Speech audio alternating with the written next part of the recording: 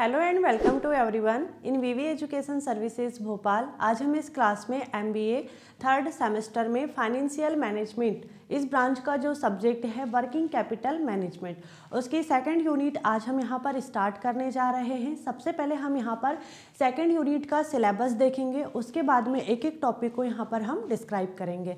First of all हम यहाँ पर वर्किंग कैपिटल मैनेजमेंट का जो सेकेंड यूनिट है उसके सिलेबस को देखते हैं।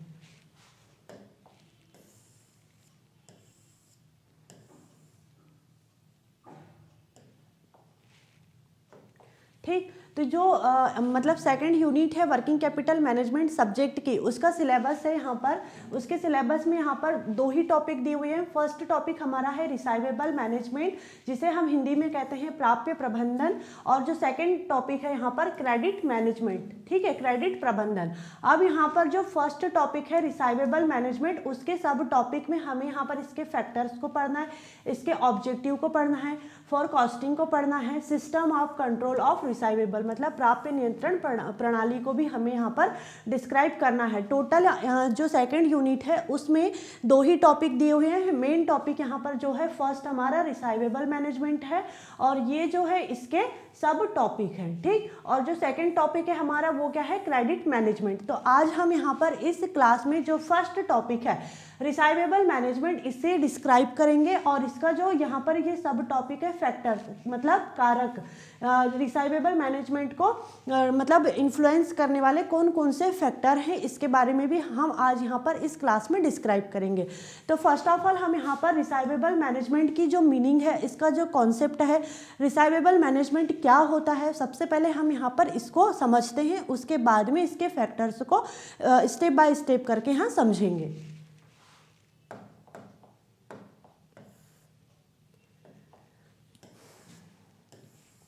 देखो, टॉपिक फर्स्ट क्या था हमारा, रिसाइवेबल मैनेजमेंट था। हम इसकी यहाँ पर जो मीनिंग लिखी हुई है इसको पहले समझते हैं कि रिसाइवेबल मैनेजमेंट क्या होता है। टॉपिक फर्स्ट रिसाइवेबल मैनेजमेंट, जिसे हिंदी में क्या कहते हैं, प्राप्य प्रबंधन। यहाँ पर डायग्राम भी बना हुआ है रिसाइवेबल मैनेजमेंट का।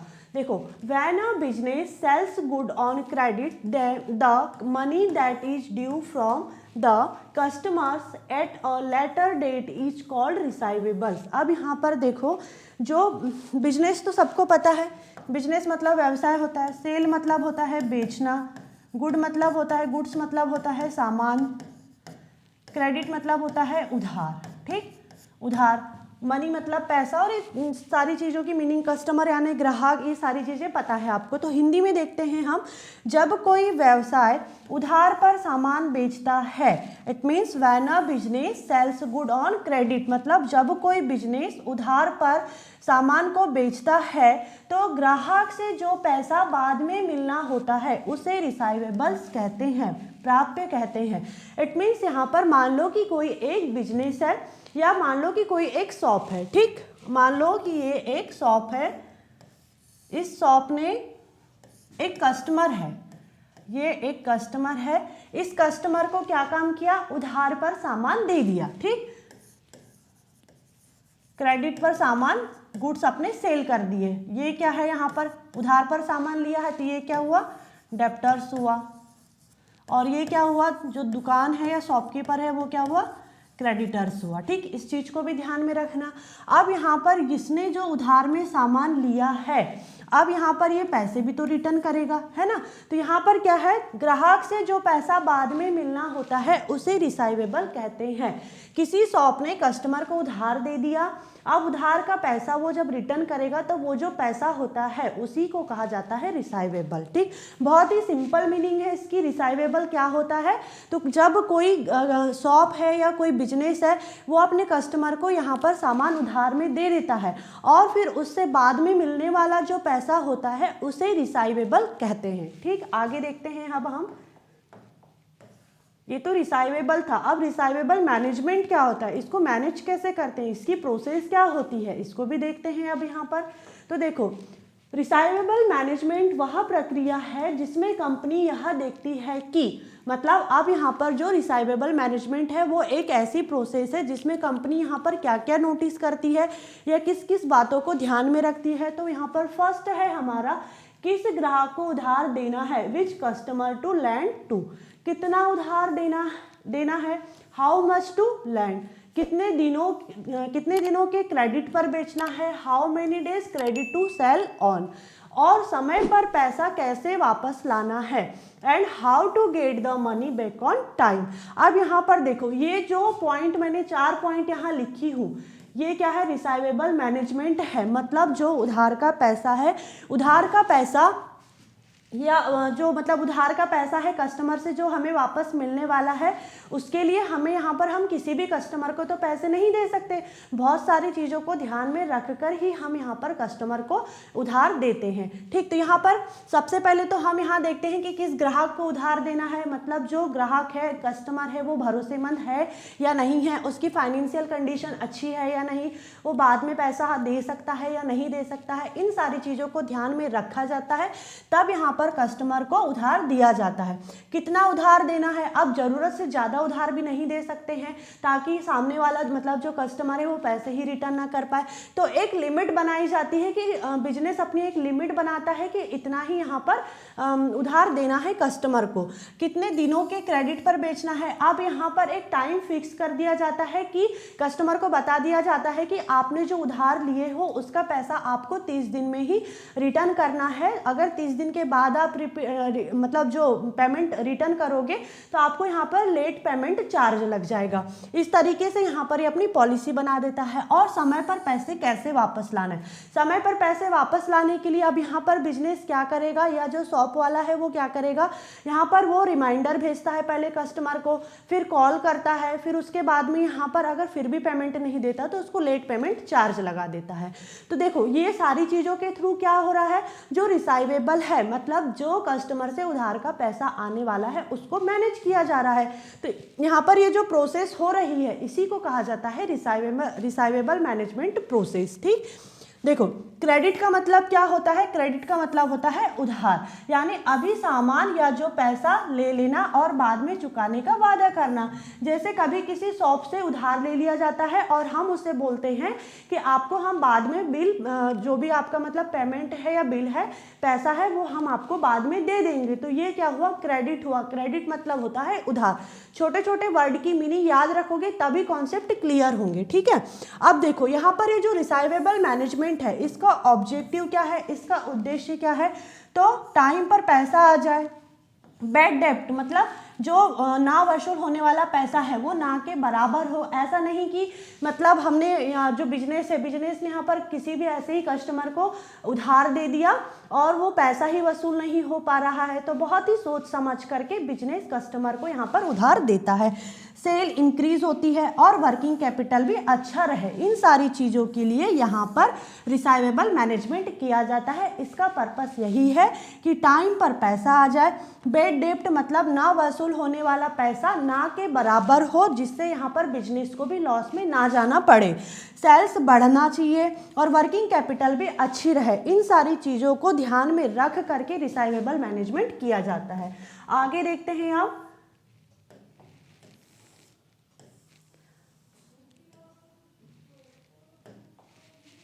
Receivable management is the process by which a business controls, plan and ensure the timely collection of its credit sale receivables. It means यहाँ पर जो हिंदी में बोलते हैं रिसाइवेबल मैनेजमेंट को प्राप्य प्रबंधन। ठीक है, प्राप्य प्रबंधन वह प्रक्रिया है जिसके माध्यम से जो बिजनेस है, बिजनेस अपने मतलब जो भी उधार पर किए गए सेल, बिक्री से प्राप्त होने वाला जो अमाउंट है उसको यहाँ पर वो कंट्रोल करना, प्लान बनाना मतलब योजना बना करके टाइम पर कलेक्ट करना श्योर करता है, मतलब सुनिश्चित करता है। तो यहाँ पर ये जो प्राप्य प्रबंधन है मतलब रिसाइवेबल मैनेजमेंट है, ये क्या प्रोसेस है, ये प्रोसेस वही है कि यहाँ पर कस्टमर को जो पैसा दिया गया है, उधार दिया गया है, उस उधार को यहाँ पर कंट्रोल करना, प्लान बनाना और साथ ही यहाँ पर टाइम पर उसे कलेक्ट करना श्योर किया जाता है। तो ये जो प्रोसेस होती है इसे ही रिसाइवेबल मैनेजमेंट प्रोसेस कहा जाता है। आप ये जैसे एग्जाम में डेफिनेशन के थ्रू भी लिख सकते हो, इसको डेफिनेशन ही है ये रिसाइवेबल मैनेजमेंट की। आगे, securing credit sale and collecting money from customers on time is called receivables management। ठीक, उधार बिक्री को सुरक्षित रखना और ग्राहक से पैसा समय पर वसूल करना ही रिसाइवेबल मैनेजमेंट कहलाता है। ठीक है, अब यहाँ पर देखो, उधार पर जो सामान बेचा गया है, जो बिक्री हुई है, उसको सुरक्षित रखना और ग्राहक से पैसा, मतलब जो भी उससे पैसा है वसूल करना, समय पर वसूल करना ही रिसाइवेबल मैनेजमेंट कहलाता है। ठीक, आगे देखते हैं।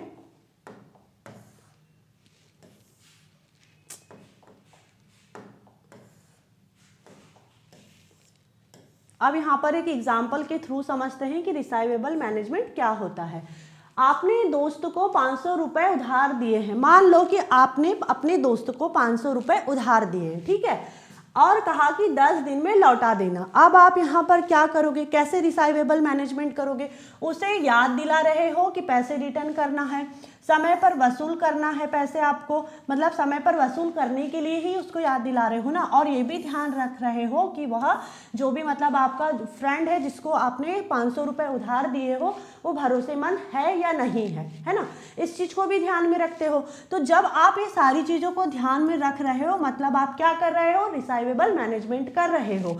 तो यहाँ पर यही रिसाइवेबल मैनेजमेंट बिजनेस में भी होता है। सेम यही जो प्रोसेस है ये बिजनेस में भी होती है, जिसके थ्रू बिजनेस अपना रिसाइवेबल मैनेजमेंट करता है।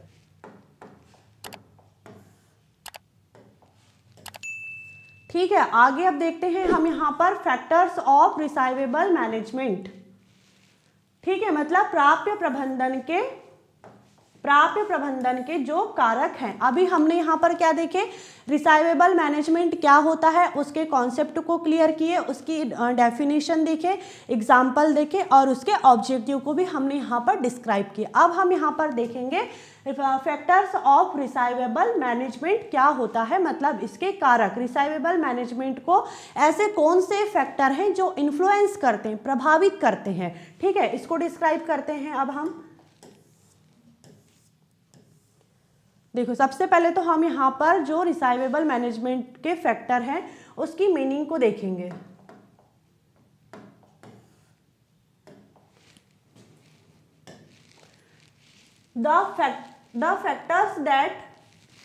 The factors that influence a company in deciding who to lend money to, how much to lend, for how long, and when to receive the money. These are the factors of receivable management. मतलब जो चीज़ें company को यह तय करने में प्रभावित करती है। देखो, इन्फ्लुएंस मतलब होता है प्रभावित करना, इसकी हिंदी मीनिंग होती है प्रभावित। ठीक है, प्रभावित करती है कि किसे उधार दे, कितना उधार दे, कितने दिनों के लिए दे और पैसा कब मिलेगा। मतलब यहाँ पर जो ये जो पॉइंट लिखे हुए हैं ना कि किसे उधार देना है, कितना देना है, कितने दिनों के लिए देना है और पैसा कब मिलेगा, इन सारी चीज़ों को जो प्रभावित कर रहे हैं उसे ही कहा जाता है रिसाइवेबल मैनेजमेंट के फैक्टर, कारक। ठीक है, आगे यहाँ पर डिस्क्राइब करते हैं इसको। अब देखो, यहाँ पर मैंने कुछ पॉइंट लिखे हुए हैं जिसके थ्रू हम इसको 1 बाय 1 करके डिस्क्राइब करेंगे और समझेंगे कि ऐसे कौन से फैक्टर्स हैं जो रिसाइवेबल मैनेजमेंट को इन्फ्लुएंस करते हैं। तो यहाँ पर फर्स्ट पॉइंट है हमारा क्रेडिट पॉलिसी, क्रेडिट की नीति। क्रेडिट मतलब होता है उधार, उधार की नीति क्या है। फिर देखेंगे क्रेडिट टर्म, उधार की शर्तें देखेंगे। फिर क्रेडिट स्टैंडर्ड, ग्राहक की योग्यता। फिर उसके बाद में वॉल्यूम ऑफ सेल, बिक्री की मात्रा। नेचर ऑफ बिजनेस, व्यवसाय का प्रकार। फिर यहाँ पर कस्टमर्स की फाइनेंशियल पोजीशन को देखेंगे। फिर देखेंगे यहाँ पर कलेक्शन पॉलिसी, वसूली की नीति को देखते हैं। फिर कंपटीशन, आजकल हर बिजनेस में कंपटीशन है, तो कैसे यहाँ पर रिसाइवेबल बढ़ाता है एक बिजनेस, इसको डिस्क्राइब करेंगे। फिर है इकोनॉमिक कंडीशंस, मतलब आर्थिक स्थिति कैसी रहना चाहिए तब रिसाइवेबल बढ़ते हैं, इसको डिस्क्राइब करेंगे। एंड इंडस्ट्री का, उसका जो प्रैक्टिसेस है, मतलब उद्योग की जो अपनी अपनी प्रथाएं रहती है, उस हिसाब से यहाँ पर रिसाइवेबल कैसे बढ़ते हैं, कैसे यहाँ पर रिसाइवेबल मैनेजमेंट को ये सारी चीज़ें इन्फ्लुएंस करती है, इसको अभी हम एक एक करके यहाँ पर पढ़ेंगे। सबसे पहला पॉइंट क्या था हमारा, क्रेडिट पॉलिसी। सबसे पहले तो क्रेडिट पॉलिसी को डिस्क्राइब करते हैं कि क्रेडिट पॉलिसी के थ्रू रिसाइवेबल मैनेजमेंट कैसे इन्फ्लुएंस होता है। क्रेडिट पॉलिसी मतलब यहाँ पर क्रेडिट नीति, क्रेडिट मतलब होता है उधार, उधार यहाँ पर उधार की नीति, ठीक है। It tell which customer the company will land for how many day and how much money it will lend. इट मीन्स यहाँ पर यह बताती है कि कंपनी किस ग्राहक को कितने दिनों के लिए और कितने पैसे तक उधार देगी। अब यहाँ पर देखो जो कंपनी है, कंपनी यहाँ पर पहले डिसाइड करेगी ना कि उसे किस कस्टमर को यहाँ उधार देना है, कितने दिनों के लिए देना है, कितने पैसों तक के का उधार देना है, सारी चीज़ों को डिसाइड करती है। ये उसकी उधार की नीति है, ये उसकी उधार की पॉलिसी है। उसी के बेस पर यहाँ पर कोई भी बिजनेस या कंपनी अपने कस्टमर को उधार देता है। फॉर एग्जाम्पल, यदि कंपनी कहती है हम सिर्फ भरोसेमंद ग्राहकों को 30 दिन का उधार देंगे, यह उसकी क्रेडिट पॉलिसी, उधार की नीति है। ये वो जो भी बिजनेस है उसने अपनी पॉलिसी खुद बनाया है कि हम सिर्फ भरोसेमंद कस्टमर को यहाँ पर जो भी मतलब है उधार है वो देंगे और 30 दिन के लिए ही देंगे, इससे ज़्यादा टाइम हम नहीं दे सकते हैं। तो इससे क्या हो रहा है, जो रिसाइवेबल मैनेजमेंट है वो यहाँ पर इन्फ्लुएंस हो रहा है। तो यहाँ पर जो क्रेडिट पॉलिसी फैक्टर है इसके थ्रू रिसाइवेबल मैनेजमेंट इन्फ्लुएंस हो रहा है।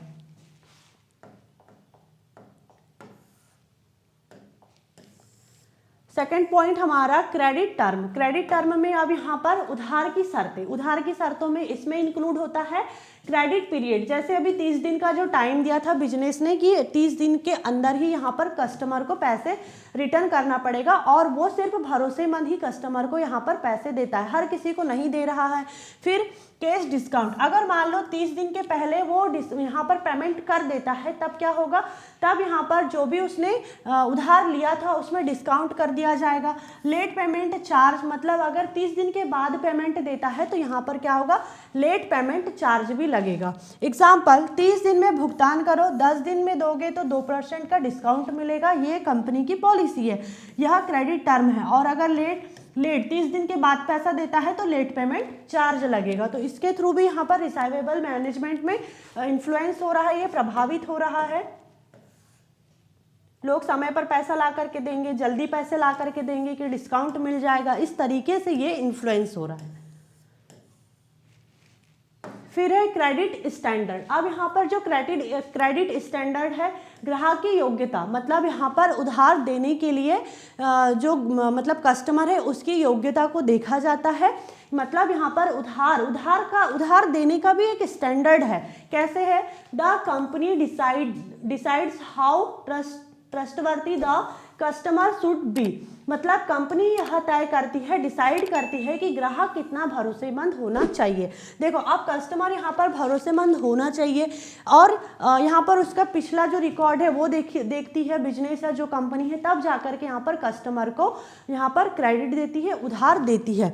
जैसे मान लो कंपनी कहती है हम सिर्फ उन्हीं दुकानदारों को उधार देंगे जिनका पिछले 2 साल का रिकॉर्ड साफ है। यह क्या है, क्रेडिट स्टैंडर्ड। एक स्टैंडर्ड को कंपनी ने या बिजनेस ने मेंटेन करके रखा है कि हम यहाँ पर जो दुकानदारों का 2 साल का रिकॉर्ड अच्छा है या साफ रहा है रिकॉर्ड, ऐसे ही जो शॉपकीपर है, दुकानदार है, उनको यहाँ पर क्रेडिट देंगे, मतलब उधार देंगे। तो ये क्या है, उधार देने का एक स्टैंडर्ड है। हर किसी को उधार नहीं दे रही है,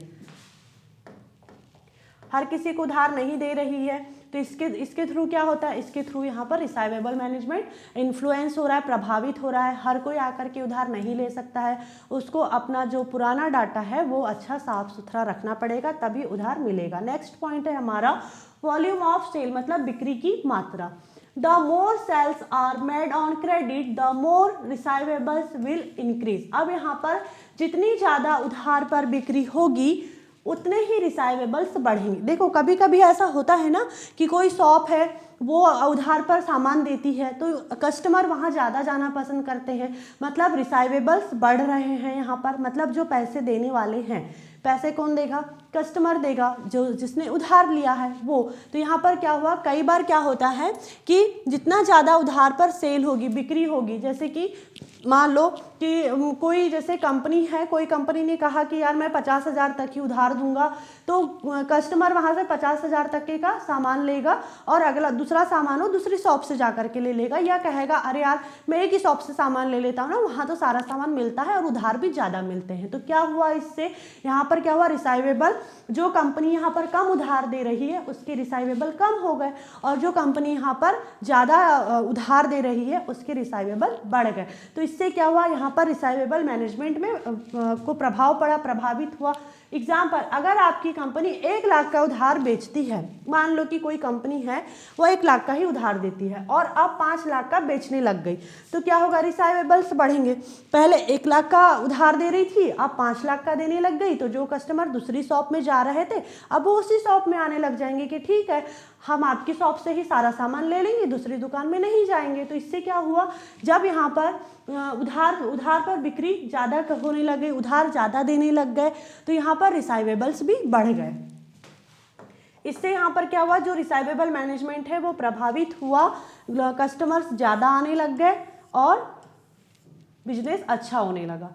फिर देखते हैं नेक्स्ट पॉइंट हम यहाँ पर, नेचर ऑफ बिजनेस, मतलब व्यवसाय का प्रकार। अब देखो आगे यहाँ पर, लैंडिंग इज नेसेसरी और some business not in others.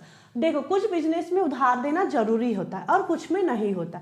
अब हर बिजनेस में यहाँ पर उधार तो नहीं दिया जा सकता है, कुछ कुछ बिजनेस होते हैं जिसमें उधार दे दिया जाता है। फॉर एग्जांपल यहाँ पर इलेक्ट्रॉनिक बिजनेस, ज़्यादा उधार पर सेल होती है तो रिसाइवेबल ज़्यादा होते हैं, ठीक, मतलब जहाँ पर फ्री का सामान मिल रहा है, फ्री का नहीं बोल सकते, पैसे उसको देना पड़ता है लेकिन तुरंत में उसके जेब से पैसे नहीं लग रहे हैं, तो ऐसी जो शॉप रहती है वहाँ पर कस्टमर ज़्यादा जाता है। और सब्जी या किराना ज़्यादातर केस मांगते हैं, रिसाइवेबल्स कम हो जाते हैं, है ना, रिसाइवेबल्स कम हो जाते हैं। अब बेचारा सब्जी भाजी बेचने वाला, किराना शॉप वाला क्या ही उधार दे देगा, कि वो अगर उधार दे देगा तो आगे कैसे अपनी शॉप को चला पाएगा। लेकिन अभी तो ठंड का टाइम है, ठीक, लेकिन जैसे ही अभी यहाँ पर गर्मी का दिन आएगा तो नॉर्मली हमको सभी को यहाँ पर कूलर की, एसी की ज़रूरत पड़ेगी। इलेक्ट्रॉनिक शॉप में जाते हैं और जो भी अमाउंट हमारे पास रहता है हम उतना दे देते हैं, या नहीं भी रहता तो हम उससे बोल देते हैं कि भाई हम कुछ दिन बाद आपको पेमेंट ला करके यहाँ पर दे देंगे। तो यहाँ पर क्या हो रहा है, इलेक्ट्रॉनिक बिजनेस में यहाँ पर उधारी में सामान मिल जा रहा है, लेकिन बेचारा सब्जी भाजी वाला वो क्या ही उधार पर सामान देगा। तो हर बिजनेस में यहाँ पर जो है उधारी नहीं चलती है, मतलब कुछ बिजनेस में उधार देना जरूरी होता है और कुछ में नहीं होता है, ठीक है। तो यहाँ पर एग्जाम्पल के थ्रू हमने इसको समझे, आगे देखते हैं।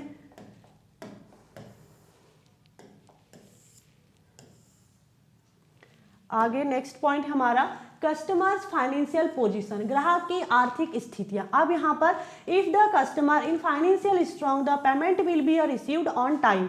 इट मीन्स अब यहाँ पर क्या होगा, जो ग्राहक की आर्थिक स्थिति है, मतलब कस्टमर की जो फाइनेंशियल पोजीशन है या उसकी जो फाइनेंशियल स्ट्रॉन्ग है, आर्थिक रूप से अगर जो कस्टमर है वो मजबूत है, तो क्या होगा, जो पेमेंट वो ऑन टाइम यहाँ पर ला करके देगा। अब किसी की कंडीशन ही नहीं है कि वो पेमेंट टाइम पर ला करके दे सके, तो क्या वो यहाँ पर मतलब जो कंपनी है या बिजनेस है वो यहाँ पर कस्टमर को उधार देगी क्या, नहीं देगी। इसलिए यहाँ पर पहले ही कस्टमर की फाइनेंशियल पोजीशन को भी चेक कर लिया जाता है कि उसे उधार देना चाहिए या नहीं देना चाहिए, आगे चल करके वो यहाँ पर जो पेमेंट है वो टाइम पर देगा या नहीं देगा। एग्जाम्पल, एक ग्राहक समय पर भुगतान करता है, मतलब पेमेंट करता है, उसका बैंक स्टेटमेंट मजबूत है, उधार दे दिया जाता है कि ठीक है आप हमें पैसा दे दोगे ऐसा भरोसा करके।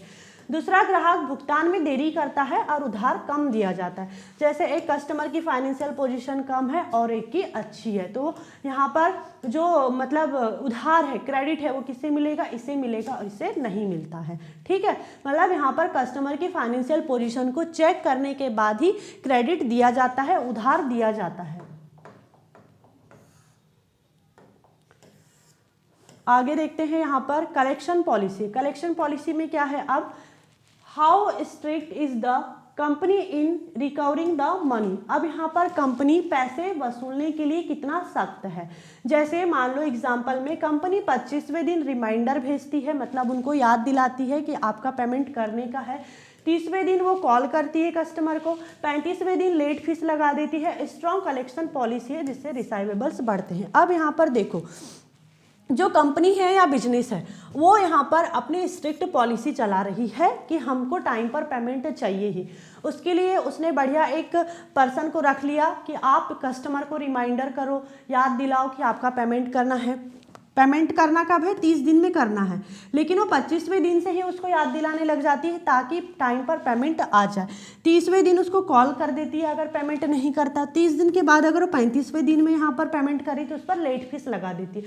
तो ये एक स्ट्रिक्ट पॉलिसी है बिजनेस की कि अगर उधार ले भी रहे हो तो आपको टाइम पर पेमेंट करना ही पड़ेगा, वरना लेट फीस लग जाएगी, फिर लेट पेमेंट चार्ज लग जाएगा। स्ट्रॉन्ग कलेक्शन पॉलिसी है, इसलिए रिसाइवेबल जल्दी आते हैं ताकि उन्हें क्या ना हो सके, ताकि उन्हें जो लेट फीस है या लेट पेमेंट चार्ज है वो ना लगे। इसलिए क्या होता है यहाँ पर रिसाइवेबल्स जल्दी आ जाते हैं। ठीक, आगे देखते हैं next point.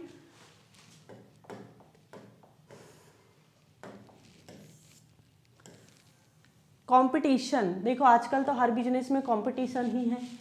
If there is more competition in the market, company increase credit to attract customer। अब यहाँ पर देखो, अगर बाजार में ज़्यादा कंपटीशन है तो कंपनियां ग्राहक को आकर्षित करने के लिए उधार बढ़ा देती है।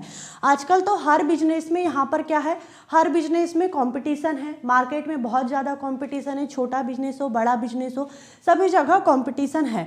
अब यहाँ पर कंपटीशन है तो कंपटीशन से आगे निकलने के लिए यहाँ पर कंपनियां क्या करती है, वो अपना जो मतलब उधार बढ़ा देती है कि आप हमारे यहाँ से उधार में ज़्यादा सामान ले जा सकते हो। तो कस्टमर क्या सोचता है, अरे यार उसके यहाँ मुझे अभी तुरंत में ज़्यादा पैसे नहीं लगेंगे, चलो उसकी शॉप से हम सामान लेकर के आ जाते हैं। ठीक, तो क्या हुआ यहाँ पर रिसाइवेबल बढ़े। यहाँ पर कस्टमर को अट्रैक्ट करने के लिए उधार बढ़ा दिया जाता है कंपटीशन को ध्यान में रखते हुए। एग्जाम्पल, अगर 5 कंपनियां एक ही प्रोडक्ट बेच रही है तो वह 45 से 60 दिन का क्रेडिट देने लगती है ताकि ग्राहक उन्हें चुने। ठीक है, मतलब क्या हुआ, रिसाइवेबल्स बढ़ने लग गए। अब यहाँ पर एक जैसे सामान बेचने वाली कंपनी है, मान लो कोई भी शॉप है जो इलेक्ट्रॉनिक बिजनेस कर रही है। अब एक शॉप उसमें से ऐसी है कि जो बहुत ज़्यादा उधार दे देती है, तो कस्टमर वहीं जाएंगे कि ठीक है हम यहीं से सामान ले लेते हैं, दूसरी जगह से तो लेना ही है पर यहाँ से लेंगे तो हमें थोड़ा अभी तुरंत के लिए हमें यहाँ पर रिलीफ मिल जाएगा, मतलब तुरंत में उसके जेब से पैसा नहीं जा रहा है।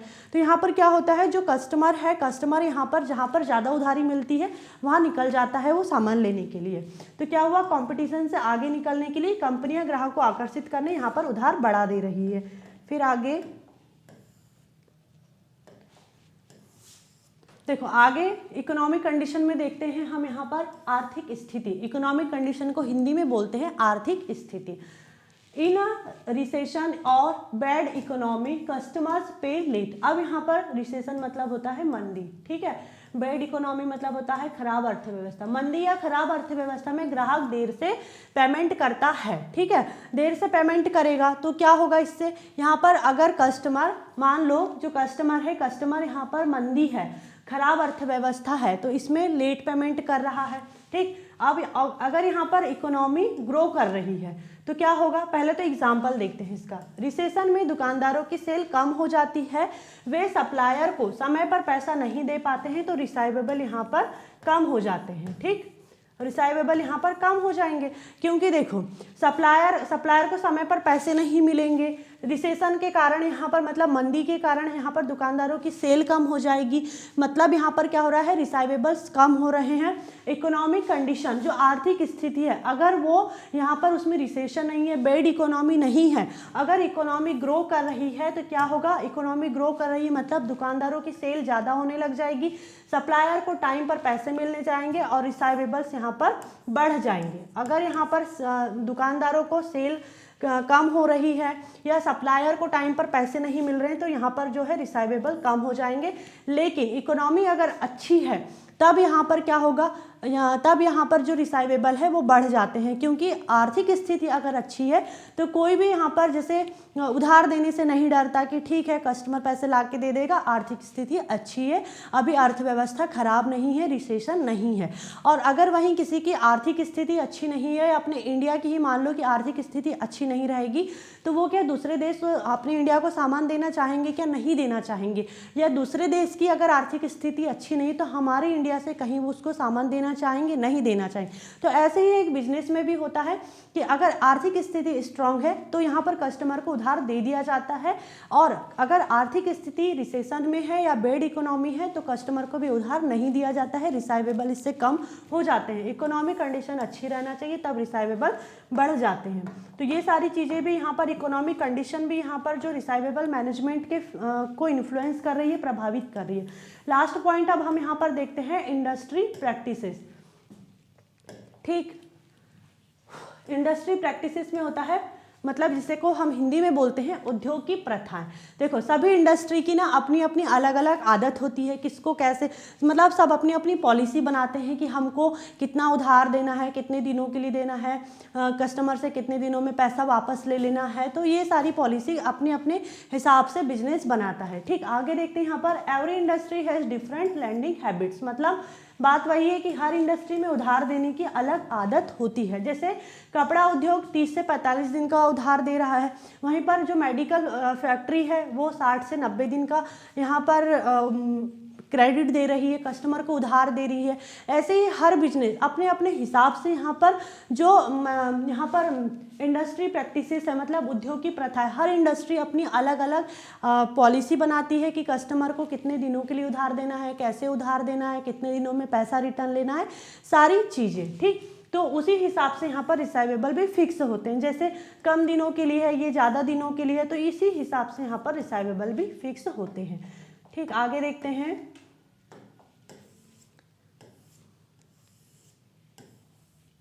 यहाँ पर ये सारे पॉइंट को हमने शॉर्ट में लिखे हैं। ठीक, सारे पॉइंट को हमने शॉर्ट में यहाँ पर एक चार्ट बना दिए हैं, लेकिन हम सबसे पहला जो पेज था हमारा स्टार्टिंग में जहाँ हमने पॉइंट लिखे हैं उसके थ्रू समझते हैं हम एक बार सारे पॉइंट को जल्दी जल्दी से। जल्दी सारे पॉइंट का एक बार रिवीजन कर लेते हैं ताकि आज हमने क्या पढ़े ये कॉन्सेप्ट क्लियर रहना चाहिए।